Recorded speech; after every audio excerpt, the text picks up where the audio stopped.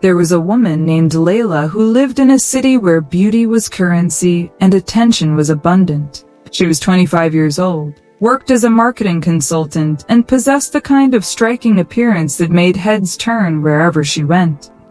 Tall and graceful, with expressive eyes and a warm smile, Layla had been considered beautiful since childhood. But more than her physical appearance, she had a magnetic personality. Intelligent, articulate, confident, and kind in a way that drew people to her naturally. Layla was wanted by many. Marriage proposals came regularly from families impressed by her education, her career, her appearance, and her good family background. At least once a month, someone would approach her parents with a proposal.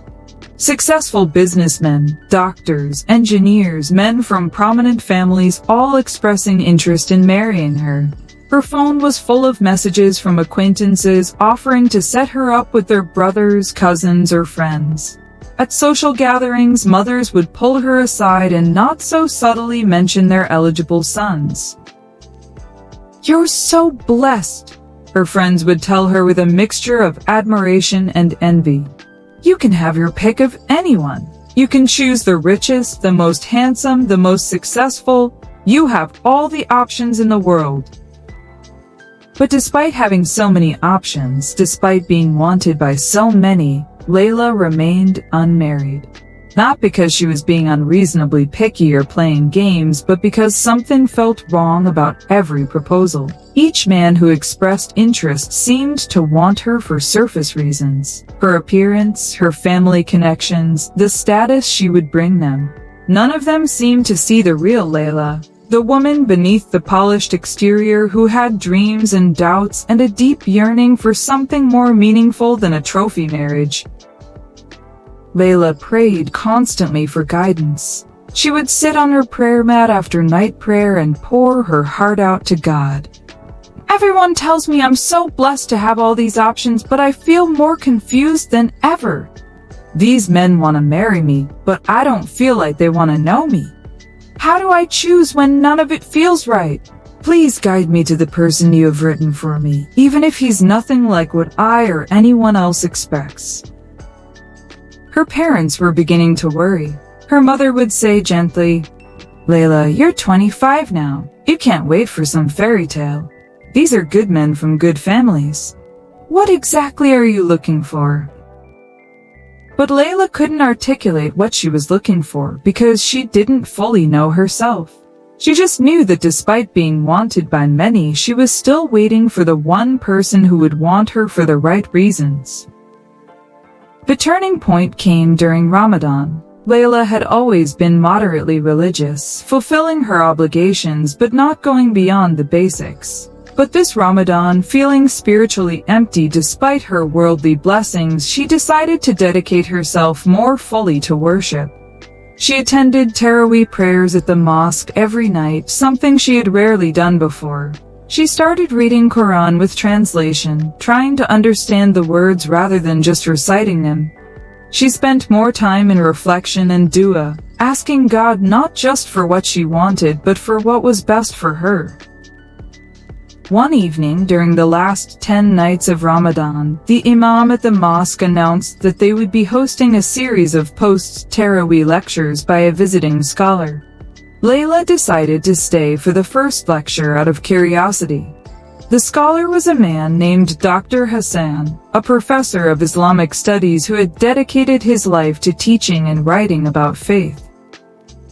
As Dr. Hassan spoke about the purpose of marriage in Islam, about how it should be a partnership in faith that helps both people reach paradise, about how choosing a spouse based on deen, faith, and character was the prophetic guidance, Layla felt like he was speaking directly to her situation. After the lecture, there was a Q&A session, and Layla worked up the courage to ask a question. "Dr. Hassan," she said when called upon, her voice slightly trembling, "how do you know if someone wants to marry you for the right reasons versus superficial ones? And how do you choose when you have many options but none of them feel spiritually right?" Dr. Hassan smiled kindly. "That's an excellent question, sister. The Prophet Muhammad, peace be upon him, taught us that a woman is married for 4 things: her wealth, her lineage, her beauty, or her deen. He advised us to choose the one with deen, and warned that our hands would be filled with dust if we chose otherwise. The same applies in reverse for women choosing men. If people are pursuing you for everything except your relationship with God, for everything except your character and faith, then those are the wrong people. The right person will appreciate those other qualities, yes, but what will draw them to you and keep them with you through all of life's challenges will be the spiritual foundation you share. He continued, as for having many options, remember that quantity doesn't equal quality. You could have 100 proposals and none of them be right for you. Trust your instincts.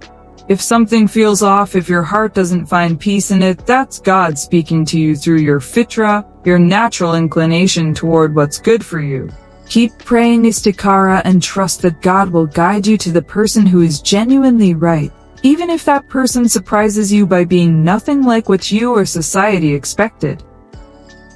Those words settled into Layla's heart with the weight of truth. That night she prayed with renewed clarity, asking God not for the most impressive proposal or the most attractive option, but for the person who would help her get to paradise, regardless of what package he came in.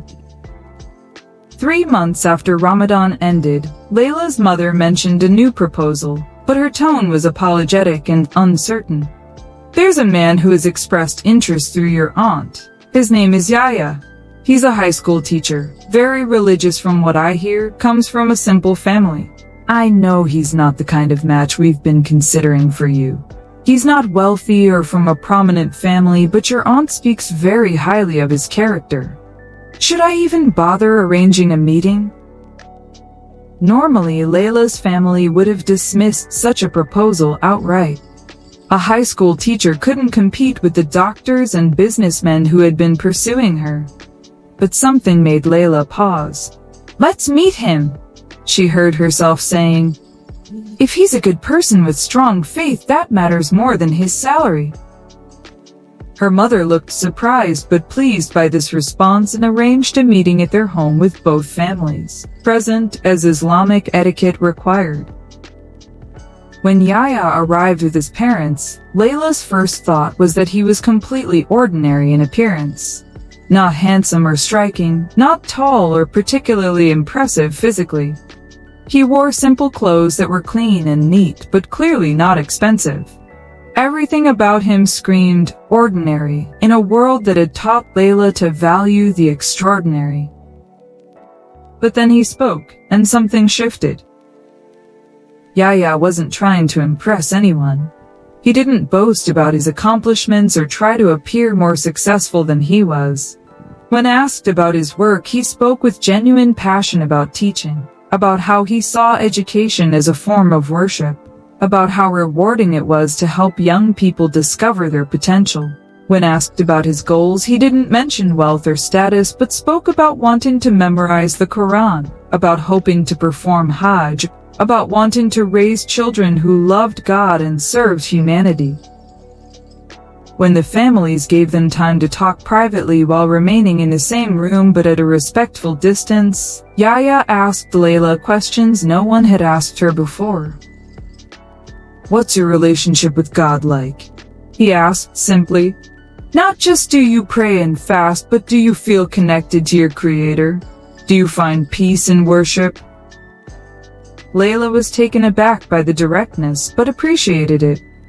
I'm working on it, she answered honestly. This past Ramadan changed something in me. I realized I'd been focusing so much on worldly things that I'd neglected the spiritual. I'm trying to build that connection now. Yahya nodded with understanding. That's good. That's really good.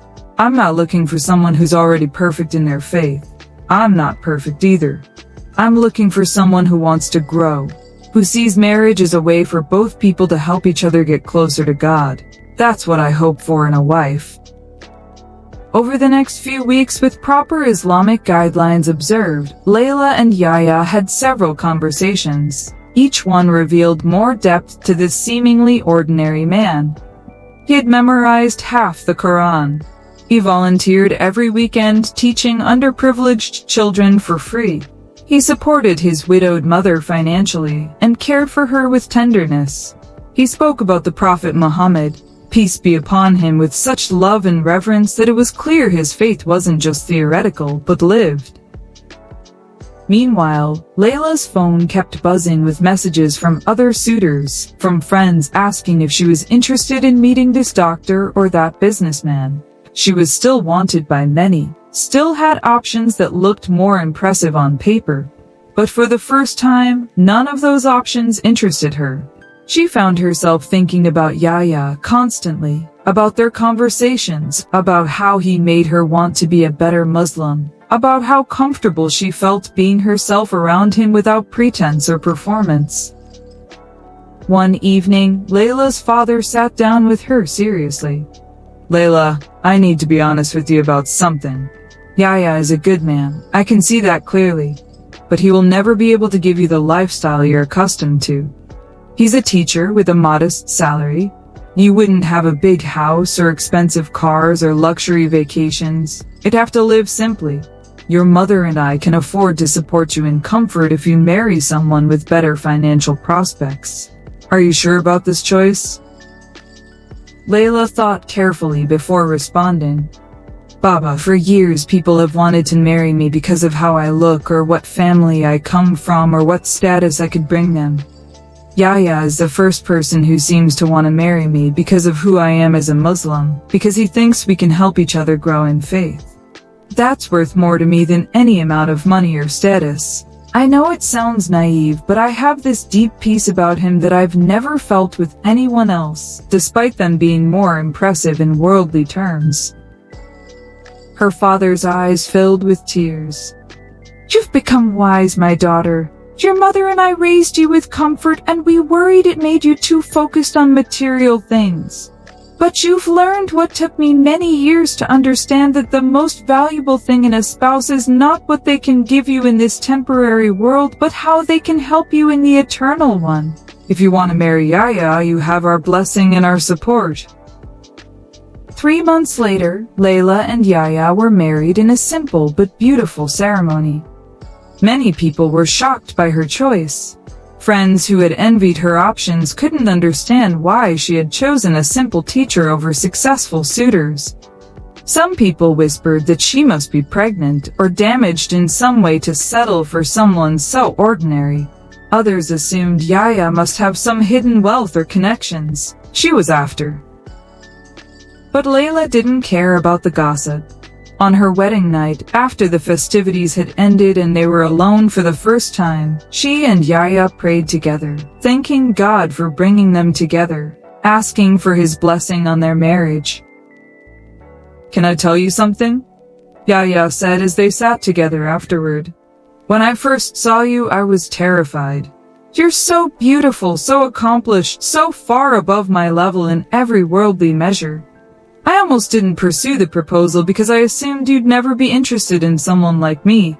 But then I remembered what the Prophet, peace be upon him, said, that if someone comes to you whose deen and character pleases you, you should accept them. Your character and your growing faith pleased me, so I gathered my courage and hoped that maybe, just maybe, God had written this for us." Layla smiled through her tears. "I was wanted by many people who saw me as a trophy or a status symbol. But you were the only one who wanted me as a partner in faith. That made you the most valuable of all, even if the world couldn't see it." Their marriage wasn't always easy. They did have to live simply on a teacher's salary. They couldn't afford the luxuries that Layla's friends enjoyed. They lived in a small apartment instead of a grand house. They drove an old car that broke down frequently. But they had something far more valuable. A relationship built on mutual respect, shared values, and a genuine desire to help each other reach paradise. Yahya encouraged Layla to continue her career and pursue her goals. He helped with household tasks without being asked, seeing it as following the Prophet's example. He never made her feel that her worth was in her appearance, but valued her mind, her kindness, her growing knowledge of Islam. He prayed with her, studied Quran with her, grew alongside her in faith. 5 years into their marriage, Layla would look back on all the proposals she had rejected. The wealthy businessman, the prominent doctor, the successful entrepreneur, and feel nothing but gratitude that God had protected her from choosing based on worldly criteria. None of those marriages had guaranteed happiness. In fact, she had watched several of those men marry other women and then divorce within a few years, their marriages falling apart because they were built on shallow foundations. One day, a young woman came to Layla asking for advice. The woman was beautiful, educated, and had multiple marriage proposals. "Everyone tells me I can have anyone I want," she said. "But I don't know how to choose. How did you decide?" Layla smiled, thinking back to her own journey. "You're wanted by many, just like I was, but you won't marry just anyone who wants you. You'll marry the person who wants you for the right reasons. The person God has written for you might not be the richest, or the most handsome, or the most impressive by society's standards. He might be someone ordinary who everyone overlooks. But if he has strong character and genuine faith, if he makes you want to be closer to God, if your heart finds peace with him that it doesn't find with anyone else, that's the one. Don't let society's expectations or your own superficial desires blind you to the treasure God might be offering you in an unexpected package." Years later, when Layla and Yahya had children of their own, she would tell them the story of how God guided her to their father. "I was wanted by many," she would say, "but I married a person who was nothing like what I or anyone else expected. Not because he was less than what I deserved, but because he was different from what I thought I wanted. He was better than worldly success. He was spiritually grounded. He was richer than those wealthy men, rich in faith and character. He was more impressive than all those impressive proposals, impressive in the sight of God, which is the only opinion that truly matters." This is the truth that needs to reach everyone navigating the confusion of marriage in a materialistic world. You might be wanted by many people for many different reasons. You might have options that look perfect on paper, proposals that seem like dreams come true, suitors that everyone envies you for attracting. But you won't marry just anyone who wants you. You will marry the person God has written for you, and that person might be nothing like what you expected. They might not be the wealthiest or the most handsome or the most successful by worldly measures. They might be someone your society considers ordinary, someone your friends wouldn't choose, someone who doesn't check the boxes of what you thought you wanted. But if they have the right character, the right faith, the right intentions, they will be exactly what you need. They will be the one who helps you become who God created you to be, who walks with you toward paradise, who values you for reasons that will last beyond youth and beauty and worldly circumstances. Don't let the quantity of people who want you distract you from the quality of the one who's actually right for you. Don't let society's standards of success blind you to God's standard of righteousness. And don't be surprised when the person you marry is nothing like what you expected, because God's plans are always better than our limited imagination, and His choices for us are always wiser than our own preferences. You are wanted by many, but you will marry the one whose want for you is rooted in faith, character, and a shared journey toward God. And that, regardless of what package it comes in, is the greatest blessing of all.